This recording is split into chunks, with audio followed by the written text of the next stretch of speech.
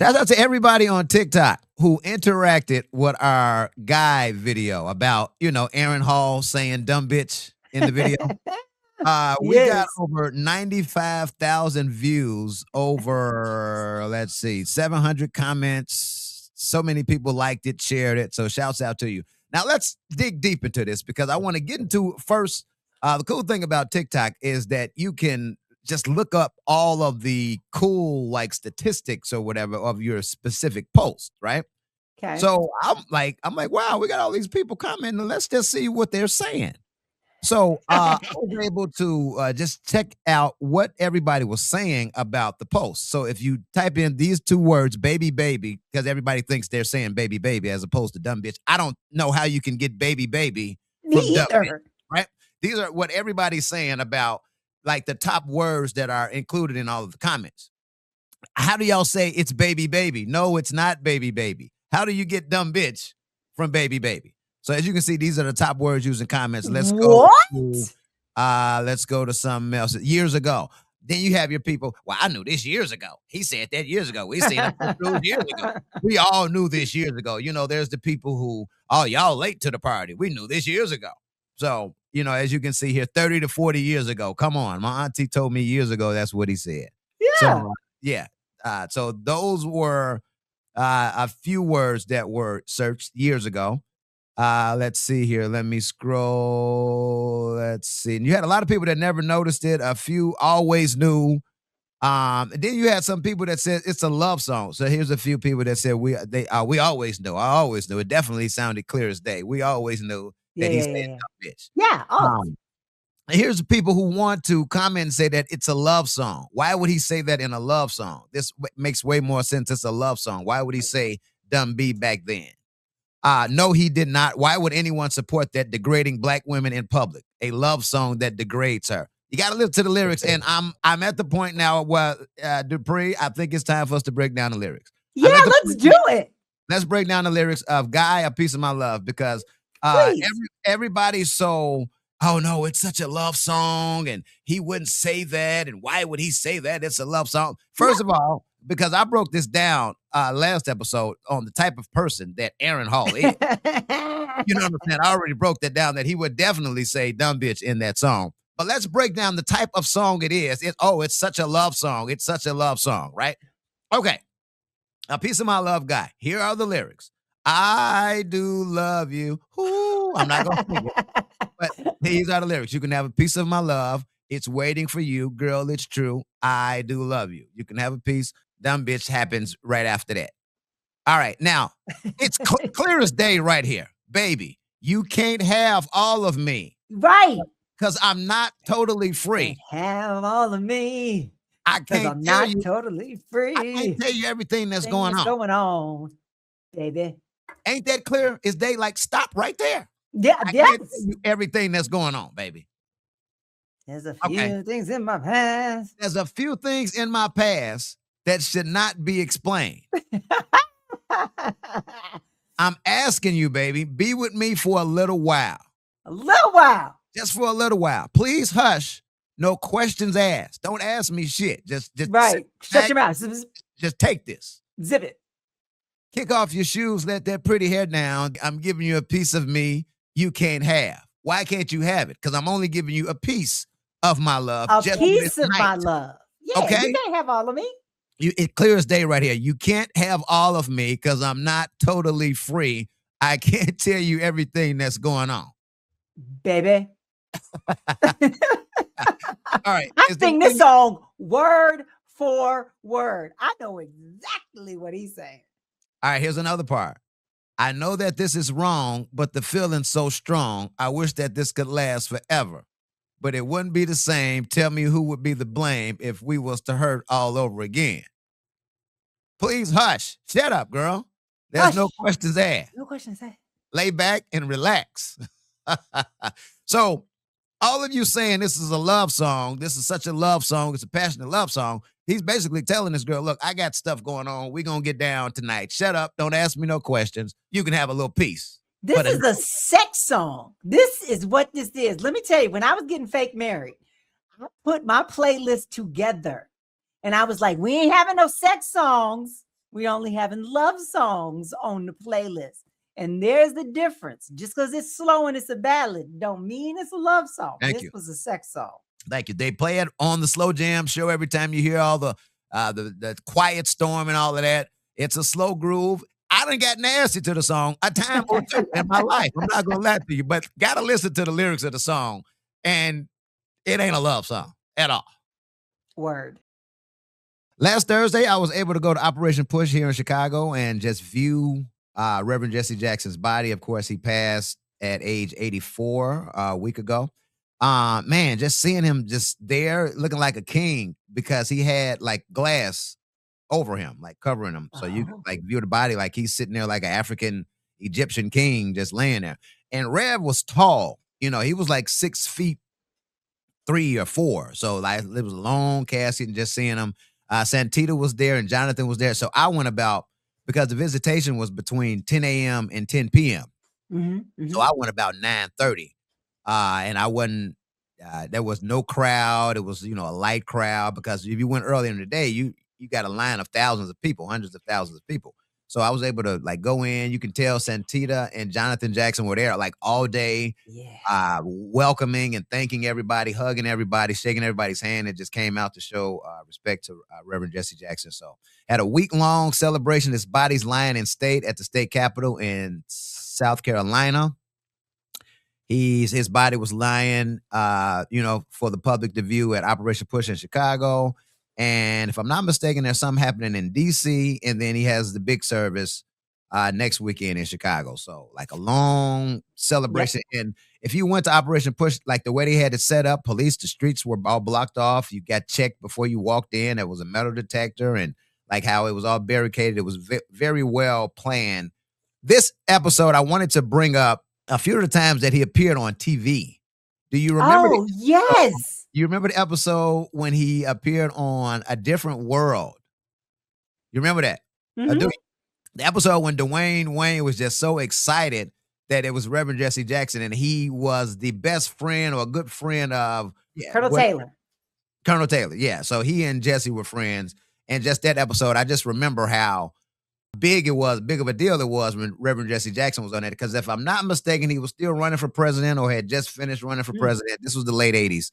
And I remember that poster that was always featured on A Different World that showed Dwayne Wayne and Ron and Jesse, and I get they were holding Keep Hope Alive. They were holding hands with Keep Hope Alive posters. And then the 2 times he was on Saturday Night Live. Do you remember those? I do.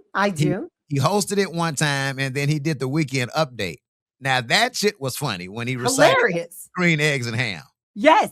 Wait, there's more. Okay. He was on Sesame Street. Ah, yes. And Soul Train. Yeah, he was making the rounds. Yeah. Yes, he was. Yes, with that big afro. One more thing I wanted to touch on is just how much he got accomplished for African Americans. I remember him putting the pressure on all 3 networks at the time during the 80s about putting more minorities on TV. Reverend Jesse Jackson and Push was boycotting CBS, and that was, killing their viewership at the time. And I don't think, here we are years later, that the viewership even came back to Channel 2 because they've always kind of like lagged in the ratings. One of the things he was responsible for in the 80s was signing on with several major corporations. He was on the board of corporations like Kentucky Fried Chicken, Coca-Cola, 7-Up, Burger King. He was pushing these corporations to hire more blacks for management and on-air positions for, TV stations and all of that. So the influence he had in the 80s was huge because a lot of these corporations knew that he held the key to African Americans. Like his influence was huge in the 80s. So again, a worldwide, legendary, monumental figure, Reverend Jesse Jackson. This is always a fun time of the year where the Rock and Roll Hall of Fame releases like a big long list of like 20 people who they are considering for that year's class of inductees. So if I can just go ahead and bring up the latest, if you can see here, camera 3, get a shot of that. All right, so here are the 2026 nominees for the Rock and Roll Hall of Fame. Now, there are going to be, at least as it is every year, 10 people or maybe like a percentage of these people who I have no idea about. I have no comment on. I wouldn't know if they are having, if they make good music or not. So that you would probably have to jump in there. All Okay, right. I can do So it. of the 6, 8, 10, 12, 14, 17 nominees here. Okay, First one, the Black Crows. absolutely. They are Absolutely. dope. They are Okay. dope. Okay. Yeah. So keep in mind now that you can only pick about 5 or 6. So let's get 6 people here. All Oh, right? okay. Okay, You I can can only only do pick 6. 6. All right, so All right. The hold on Black now. Crows. What genre? Is that rock? Is that country? Yeah, it's sort of like it's like, is it rockabilly? It's sort of rock, but it definitely got some heartland, some middle of the heartland country kind of feel to it, but it's definitely rock. They get their guitars out and they jam. Okay. Jeff Buckley. Now, I don't know enough about him to Okay. put him on my 6. Nope. Let's keep going. Now, here's a name who I feel that is like a shoe-in. That's Mariah Carey. And here's why. Mary J. Blige is in there, right? And I feel like between the two, Mariah Carey has had the more superior career. So if Mary's in, Mariah Carey's in. And just probably for that damn song that we hear every year. That's the reason to keep her ass out. She's torturing us with that shit every year. Sure. That's okay, Absolutely. Mariah. Phil Collins. Now, he's already in as a part of the group Genesis. Right. Okay, let's keep going through the list. I only got 6. Okay. Shit. Okay. Melissa Etheridge. This is funny. She's had a full career. That damn "Come to My Window" song when she was setting that man up or that woman, encouraging them to do some home invasion shit. Come inside and wait by the light of the moon. Home invasion. So she was Calling dating the cops. She was dating Uncle Joey from Full House. Is that the chick? Melissa Etheridge? Yeah, she made the song about Dave Coulier from Full House, or is that? Oh, you're thinking Alanis Morissette. Oh, okay. Sorry, I'm sorry. No. You white chicks, y'all all look alike. Sorry. No. Melissa Etheridge is a lesbian woman who. Oh, got it. Okay, that's the one. Yeah. she's been a solo artist or a part of a group. Solo. Got it. Okay, Miss Lauryn Hill. Why did she miss? Huh? Why is she miss? Why isn't it just say Lauryn Hill? Ain't nobody else get a Mr. or a Miss? Oh no, Miss Lauryn Hill. So I say let's pause on Lauryn until people like Mariah get in. The Fugees are in, right? Are the Fugees in already? That feels true. All right. Like even if that's not true, that feels like you could convince somebody of that. That feels true. Let's see. Are the Fugees in? No, they're not. Fugees aren't. So Fugees aren't in yet. So let's not put Lauryn Hill yet because she only had one album. But boy, was it an album. Oh, it was a motherfucker. Oh, it definitely was an album. But that was the only album that she had. And we should talk about that. Do you need a body of work to get in? Yes. You can't do it off one album. My one album that got all of those Grammys and set that record. That's not enough. Okay. Good thing about Lauryn though, she has hits with the Fugees. She has a few hits, and one of a major hit with like Killing Me Softly remake. So that can help her case. But Wyclef is gonna make a voodoo doll out of her ass if she gets in before the group does. All right, let's see. Billy Idol is next. What do you say about Billy? Billy Idol should be in the Rock and Roll Hall of Fame for sure. Vital Idol, that album alone. But yeah, Billy Idol. Come on. Okay. INXS. One of those we may want to just wait for another year. I loved INXS in the 80s. I need you tonight. And we would remember like the lead singer hung himself. That's how we all found out about like sexual asphyxiation. Like he was beaten off and hung himself. Oh, because like if you choke yourself, like it's supposed to be like some white people shit. Keep going. It's like a more intense orgasm. So there's this whole, I don't know. There's this kink that while you're masturbating, you choke yourself, and so he died doing that. Yeah, singer of INXS. I'm gonna stay with the basic shit. I'm just saying. These are the things you remember. Like when the stuff comes up. I feel you. Yeah. I'm Keep it basic. I'm gonna stay within the instruction manual. I ain't Okay. deviating. Okay. Let's keep going. Iron Maiden. They were huge in the heavy metal scene. I mean, they were huge and they were doing groundbreaking stuff and but they are they're like that. I don't know if they call it death metal. Okay, guys. But they were huge and they were kind of early on, just like Ozzy Osbourne with his group, and like those beginning groups, Alice Cooper, doing that stuff. So they were very influential of other groups that came behind them. So they're like OG godfathers of that genre. So I don't know. Okay. That's a good one. That's a good one. Joy Division / New Order. Let me scroll down here. Joy Division / New Order. Is that a gospel group? Am I a heathen? I don't know. Let me. Okay, so apparently that's somebody that we gotta just keep going by. Let's see. Joy Division. It's a rock band. Okay. New Order, I guess, is a rock band. Okay. Oh, that's one word. Joy Division, New Order. That's a rock band. So neither of us know who the hell they are. Let's keep going. No. New Edition. Oh my gosh, the boys. If it isn't love, why does it hurt so bad? I say yes. Out of all the solo acts that have been spun from that group, from Johnny Gill to Belle Biv DeVoe, I mean Bobby Brown, the king of R&B, Ralph. Yeah. I think all together they're a force. I think solo they're a force. I think their contributions to music over the past 45 years has been just top tier. Their influence of all the boy bands that came after them. Yes. It's going on. So yes. That's to this day, go to a New Edition concert. I mean, I went when they were in Richmond, and the amount of 50-year-old men singing Candy Girl and falsetto and dancing is just hilarious. Absolutely. So I say New Edition should go in. Absolutely. Yep. Oasis. What do you think about Oasis? Not yet. Okay. Sit down, Oasis. Okay. I sang some of your songs. I worked at Top 40 stations. I sang some of your songs, but you can sit down right now. Same with Pink. Pink is another nominee that they not yet. Not yet. She will eventually. Pink will eventually get in. Pink got some hits. She got some bangers and some. She's got a list of chart toppers.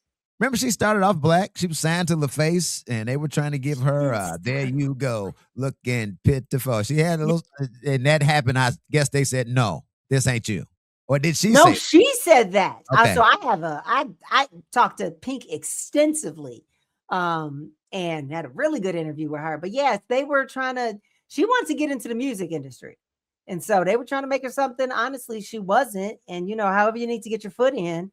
Right. It's like, I'm about to get my damn foot in. And then she just said, I can't do it. Like she found her moment to flip the switch. Yeah. And that was probably the best thing she could have done, but not yet, Pink. Come back in not yet, but you will get in. Your time is coming, baby girl. Sade. Should have been there. Why isn't she in there? You were saying she should have been in there 15, 20 years ago. Yeah, should have been there. So yes, Sade, and a lot of people may not know this, but Sade is the name of a group. Yeah. Right? It's the entire band, Sade. Mm-hmm. And Helen is the lead singer. Mm-hmm. And that's who Sade is. So when we say Sade, we mean the group and the band, but we really mean Helen. Yeah, we do. Yeah. Shakira. Not yet. Yeah. Sit down. Yeah, all I know is hips don't lie, right? That's all I know. Well, I'm sure there's others in the culture of her. Yeah, Shakira she has a lot of music. She has some hits, but she also had a whole career in Spanish. Right. Before we ever knew anything about her and before she started, chart topping with English songs, English speaking songs. Yeah. But she had a whole career because I first heard about her when we were in college. Mm-hmm. The ex-best friend. Yeah. No, it was even before them. The ex-best friend was listening to her because he had some Latino girlfriend to turn him on to her. And so he was listening in Spanish. This next one, I don't know why he's not in here as well. Luther Vandross. What the hell are y'all doing? Oh, yeah. They're keeping the black people out. That's what they're doing. He's written and produced for several inductees of the Rock and Roll Hall of Fame, namely Aretha Franklin, namely Dionne Warwick. Like, stop right there. Yeah. throw in all the other hits and millions of albums and his influence over the years. So Luther Vandross should have been in the Rock and Roll Hall of Fame. Agreed. And then there's the Wu-Tang Clan. Now, let me just say, I've never been a Wu-Tang Clan fan. I am aware of their influence on the culture and how many fans they have, their appeal worldwide. I have never understood how Wu-Tang got so big. When I'll be in a white neighborhood and you see the signs, you see a Wu-Tang sign in somebody's lawn. I never understood like how they grew. That's what it'll say in the lawn. Yeah. Or they'll be like, love is love and Wu-Tang is forever. They're very unique. I know they have their own following, their own fans, their own cult, but I just think maybe Wu-Tang can wait another few years or so. I got to start thinking about the full picture. So it's not just what they did, but I'm also thinking about who they influenced and the influence they had on the industry and on, just other artists and how business got done. So it's like, is it only about the music? Should it be only about the music? Or do we have to take all these other things into consideration as well? Well, think about sports, right? The Basketball Hall of Fame. Mm-hmm. A lot of people question a lot of the players because of their NBA career. And the Hall of Fame is based on your overall impact on the game of basketball. So say you were a very good college player. You were an All-American college player. Mm-hmm. But your NBA career was like, And maybe you won an Olympic gold medal. That makes you qualifiable. That makes you eligible to be considered for the Hall of Fame. So it's your influence, it's what you've accomplished. It's a lot of stuff. Then Wu-Tang gonna have to get in there. Okay. You're gonna have to get in there. Eventually. If not this year. Yeah, they gotta make it in there. So let's take 6. Let's take 6 this year. I'm going with Mariah. I'm going with Phil Collins. I'm going to put Luther Vandross and New Edition in there along with Sade and a white group. Maybe Melissa Etheridge. Maybe. So those are my 6. Let's just go with 6. 6. This hurts, man. Okay, I'm going to put Luther and Sade in there. Luther and Sade. I'm going to put Billy Idol. And Iron Maiden. They were huge. They had such an influence. Okay. So now I got 2 more. Yep. You put New Edition in there? You put New Edition in there, right? They're going in for sure. Here's my problem. Some of these people will be nominated again next year. Absolutely. And some may not. So putting Mariah in now may take a spot from somebody who may not get nominated next year. Well, Mariah's got to go in there, though. Mary J. Blige is in there. Well, that means she got to go this year. She'll be nominated next year. She can go in next year. So hold on. Let me get my last 2. I got 2 more to go. Gosh darn it. I'm going to go New Edition. Absolutely. So now I got 1 more. So you think Luther waits another year? No, I got Luther. We got Luther Sade. I got New Edition right now. I got Iron Maiden and I got Billy Idol. Okay. Who's my last one? I'm going to go Phil Collins over Mariah Carey. I'm going to be the upset. Mariah's going to get nominated again next year. We're good. But this Phil Collins is about to die. He's sick. Wait. You said what? Phil Collins? Say it again. He's sick. He's been fighting some illness and he's about to die. Let's just get the man up in there before he dies. Just, Alex Dupri, ladies and gentlemen. Alex Dupri. So, oh my God. Oh, damn, I did record this. Okay, I'm glad I recorded. That's your first reaction of this new ad. Now, here's a new ad featuring Mary Kate and Ashley Olsen. We remember them from, of course, Full House. What happened after Full House? Like, did they star in anything else or what? And then we'll talk about what's obviously in front of us. So what did they do after Full House? Mary Kate and Ashley Olsen. I was like a few years into it before I actually realized that they were 2 different babies that was Michelle on Full House. Okay. I knew, but okay. You knew, okay. But after Full House, you asked, what did they do? they became mini moguls. They were one of the first kid superstar things. Their parents were super savvy, license everything or whatever, put in their name. And they were doing all of these movies that were kid focused, kid driven. So they were speaking to their peers and kid adventures, or sort of like what's the swap movie that we grew up watching? What's the swap?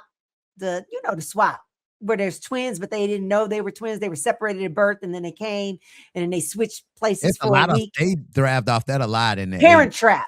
Yeah, Okay. Parent Trap. So they did stuff like that. But they did but they were a conglomerate. They had that whole movie little empire where they were still acting as children. And then they switched from acting. They stopped acting. They opened or started their own fashion line. And I believe it was called Elizabeth and James after two of their other siblings. But then that's where they really took off.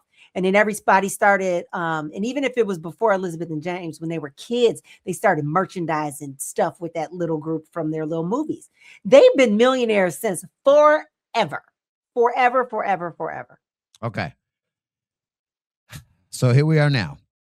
They're both 35, both 35 years old. And I think you have to like zoom in and or what to, I guess. So see how old they look? Yeah, they're 35, right? They but look older than me. These motherfuckers look 45, like early 50s. I'm not gonna lie to you. I know they say black don't crack, but I don't know if white is right or what. Because well, I always thought they were funny looking anyway. When she was the little baby on Full House, and you got it, dude. I mean, I really never understood. I guess she was cute when she was saying her stuff. Like Rudy was super cute on the Cosby Show, but and then. But as you get just a little bit older, she got that mustache. We'll talk about that another episode. On that mustache, and then they had to bring in Olivia. That's right. That's right. But yeah, I always thought these were funny looking girls anyway. So to see that they grew up to be funny looking women is not a shock to me. But what is it? Is it is the eyes that go in? Like I don't, they're very thin. They are very thin. I do know Mary Kate suffered from anorexia and bulimia and all of that. Looks skeletal. So I mean, they've just always been just too thin. And so everything that goes along with being thin is what we're seeing here, where the eyes look like they're sunken or bulging. Okay. You see the hands look bony. If you saw them in a backless dress, you see their spine sticking out, waving at you, saying, "Hi, count me." All the vertebrae. So it's just stuff like that that's hard on the eyes. So what happens if we fatten them up? Like, say we throw on, let's have them eat some soul food for a few weeks and fatten them up, give them some potatoes, have them, have a lot of sex and spread them thighs and do whatever. I don't know. So say we put 50 pounds on each of them. Yeah. Would that help them look less funny looking? Different? Yeah. No. They're going to be funny looking with 50 more pounds on. They're funny looking. Like what? Let me say what I'm talking about when I say funny looking, because people go, Alex, you're so harsh. You're harsh on women. Right. I'm saying, as far as beauty standards go in America, where we have a standard where these are the people that are the supermodels, these are the people we put on the front of the magazine, these were the people that we hold to standard, that when people go to plastic surgeons, they say, I want J-Lo's nose, or I want the symmetry of this person's eyes, or the shape, or I want this person full lips. That's what I'm talking about funny looking. They don't hit any of those things. Nobody's saying I want that. Nobody's saying, go get me that Mary Kate Ashley Olsen face, right? No. And that's what I mean by that, Got it. All right, let me put you on something. I know you spend most of your life watching ESPN, or have ESPN on in the background and it's watching you. But if you decide at any point, or if Comcast decides to take it away from you like they did before Disney or whomever. That was a horrible span. I know you were going through withdrawals for that. Let me tell you about the best reality show that is on right now. And I would say new, but it might be new to you. It's been around now for 4 seasons, and it is called The Traitors. It is so hot right now that it is not just the Traitors in the US. They have done the Traitors Canada. They've done the Traitors in the UK. I think that's where it started. They got New Zealand. I have watched them all. I didn't watch New Zealand because they went to a different castle. I didn't want to see it. But I've binged it all. There's like 4 seasons now of the US one, and they just had the finale. So good. So what's the gist of the show? It's Traitors. What are they doing? I'll give you the gist. And so different countries, they keep going back and forth with, is it going to be like little reality star, like celebrities, or is it going to be real people? I think one place mixed in both. But here's the thing. About 20 people come to a castle in Scotland, and 3 from the beginning get picked as traitors. Everybody else is a faithful. And what the faithfuls are trying to do is find out who the traitors are before the end of the game. If a traitor is left, only even one of them, by the end of the game, the traitor wins all of the money that they work the whole time they're in the castle to build up the prize pot. The prize pot is somewhere around $250,000 if they do all their challenges and get all the money. So we got 3 people lying and scheming and saying they're not the traitors. But every night they kill somebody. So somebody's voted out as really kill them, like right. Okay, fake kill them, and they're whisked away from the castle. Gotcha. So every night the traitors kill a faithful, and then also every night they have a round table where the faithfuls are trying to banish somebody that they think is a traitor. So 2 people go home like every night. It's carnage. It's quick. But so the faithfuls are trying to get out all of the traitors. So at the end, they can win the money. They can split the money. And the traitors are trying to kill off all the faithfuls so that they can win the money in the end. And just the lying and the deceiving and figuring out who do we kill to throw them off our scent. So I'm going to kill my best friend in the house because they'll never think it's me.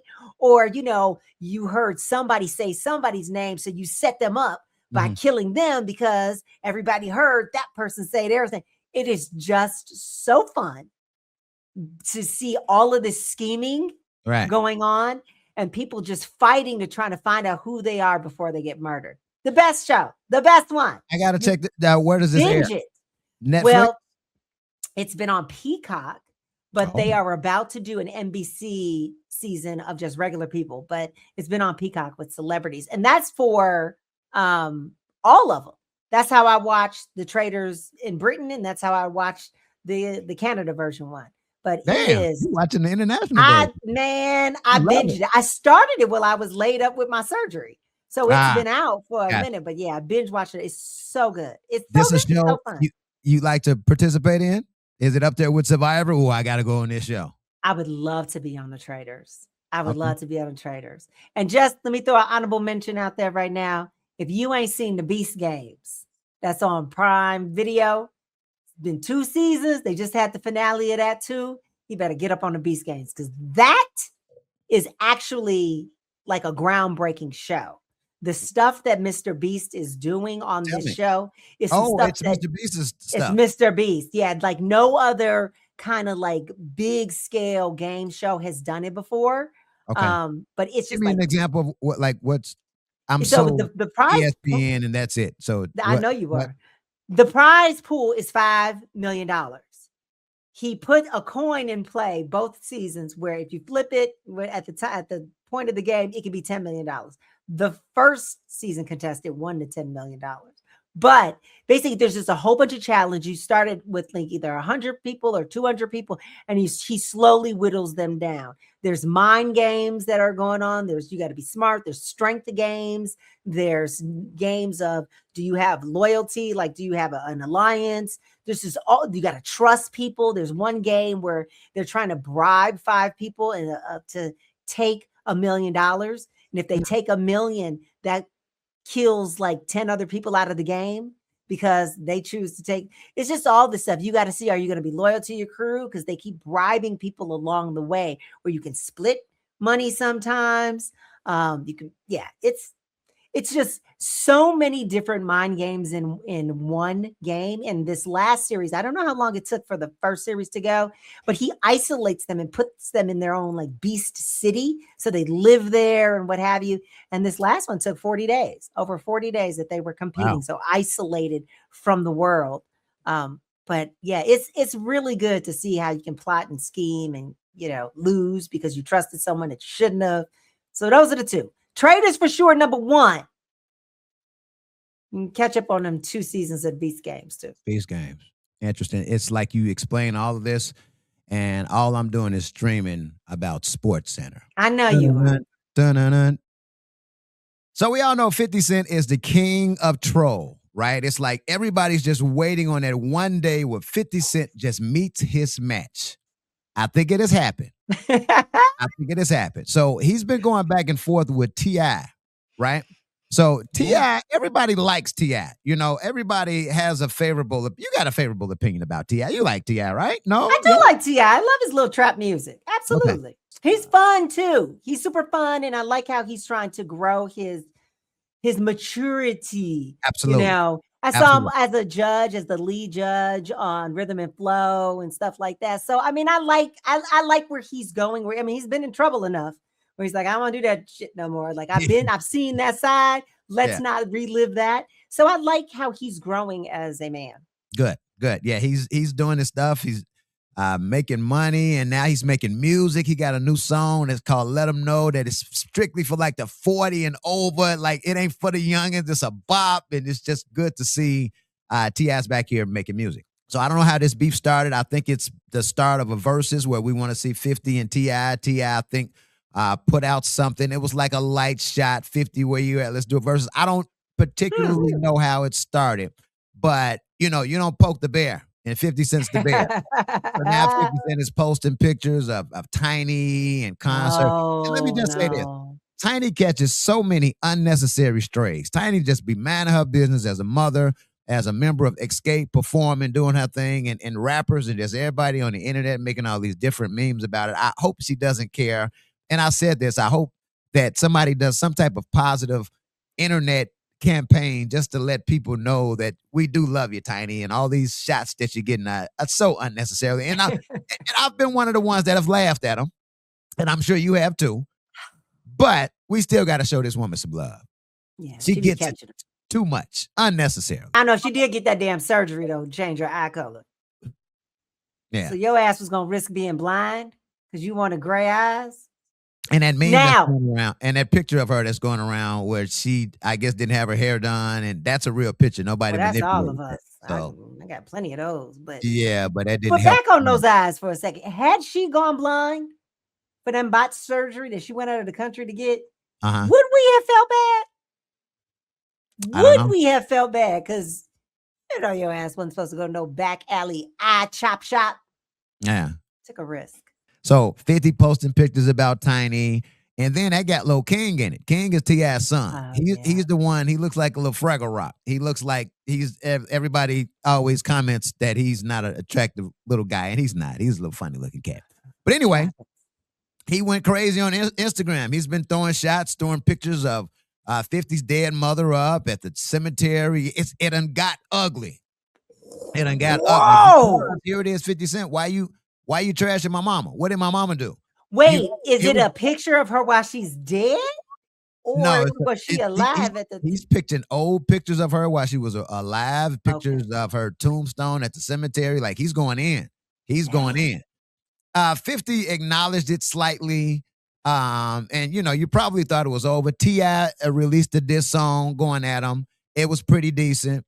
And then it happened. Damani, that's T.I.'s son, his other son that raps and is a pretty decent rapper. Okay. Dropped this diss record saying, I'm sorry, Miss Jackson, dedicated to 50's mom. And it's not a bad listen at all. So here you got King coming at you. You got Damani, the son, coming at you. I want Tiny to do a diss record. But it's now like, bro, you kind of met your match. You got Pops, T.I coming at you. You got the two sons. And to the public's perspective, you're losing. So leave people alone, dude, because you're losing a little. I don't count 50 out.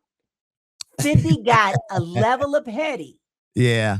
I mean, he's Yeah. got a level of mean, petty, cruel He that does. is just He does. unmatched. It's something I've never seen before. He I does. mean, if he was a woman, Yeah. I mean, you know, that like, oh, nothing beats a vengeful, scorned woman. Like, if you added that on top of what he had, he would just be running hell. Yeah, he don't stop. He does not stop. Yes, So I'm not counting him out. And you know what? If we're just going to on pure entertainment value, if we're not really like hurting anybody, if this isn't setting up hits in the street, right. I'm here for it. Let's go, Fitty. You better come with my entertainment value. It's definitely popcorn grabbing worthy. Yeah. So got Twizzlers. Let's go. That about wraps things up for episode 76. Don't forget you can tap in and subscribe on our YouTube page. Here it is. Here's all the info for you. Live every single week. You can follow us on all social media at Trey and Alexx. Wrapping things up, I'm Trey the Choklit Jock. I'm Alexx Dupri. Trey and Alexx, episode 76. We out. Juices.